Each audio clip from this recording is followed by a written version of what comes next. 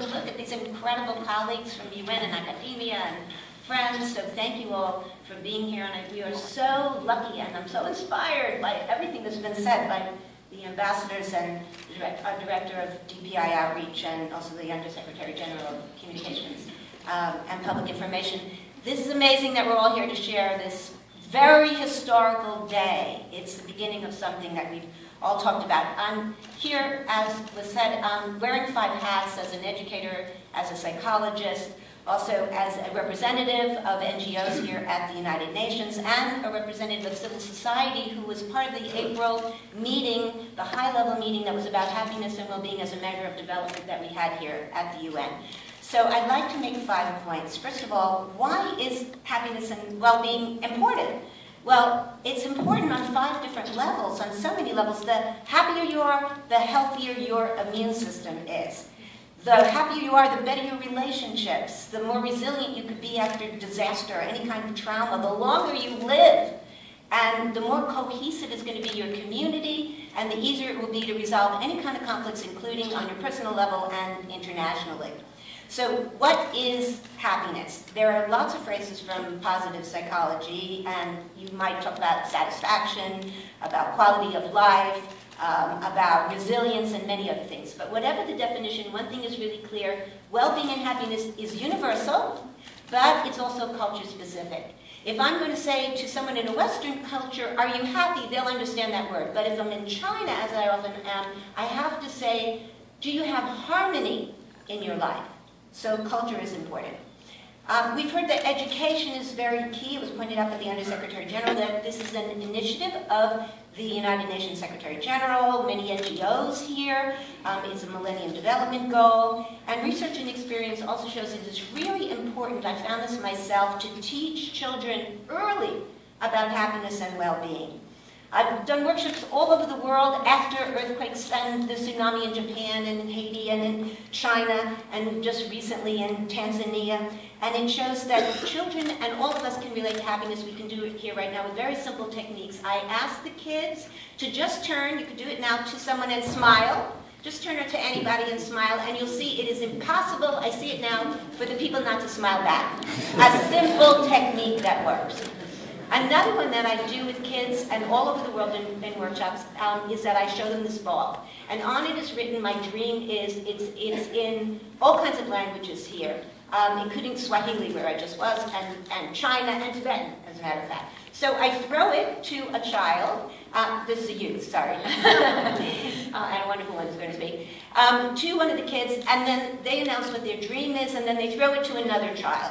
And the kids all feel so much better, even though they're in such horrible situations and conditions, and they feel uplifted and acknowledged by the group. And so, just as an interesting thing, one young man in Japan said, I want to be president, very nice, and a girl said, I want to have a happy family. Isn't that a gender difference? The guy wants power, the girl wants a happy family. Okay. So research in humanitarian work psychology, a very burgeoning field, showed that the more satisfied workers are, the more efficiently they worked.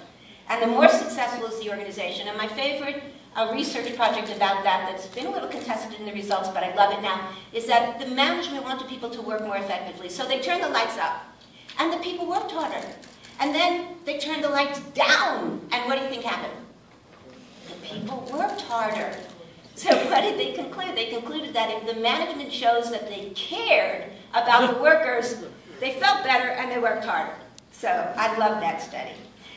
Is wealth worth more than well-being? That's a question that you just heard the ambassador address and other people in the panel had said, well, I'm sure we'd all love to be rich. But the Beatles were right when they sang, remember, money can't buy you love. And research supports that. In one study, for example, women who were making less than $20,000 a year spent more time having fun than women who were earning 5 times that amount. And I've done this also in my own studies very, very extensively. I ask people on a scale of 0 to 100, how important is money and love to you? And the majority of people say love is important. But, you know, gender comes in there too, because sometimes the men say money is more important. And on a happiness walk, when I walked with some women, I met them up in Maryland, and they were walking from Vermont to the state of Washington, asking people what makes you happy. And a lot of people along the way said to me, what makes them happy? Their family and seeing their children's eyes at holidays and Christmas getting gifts. And a couple of men once again said, money. So gender aside, what really matters to a lot of people are those other things: fulfillment, relationships, all the things Ambassador Chowdhury talked about. So my last point is, can happiness be measured?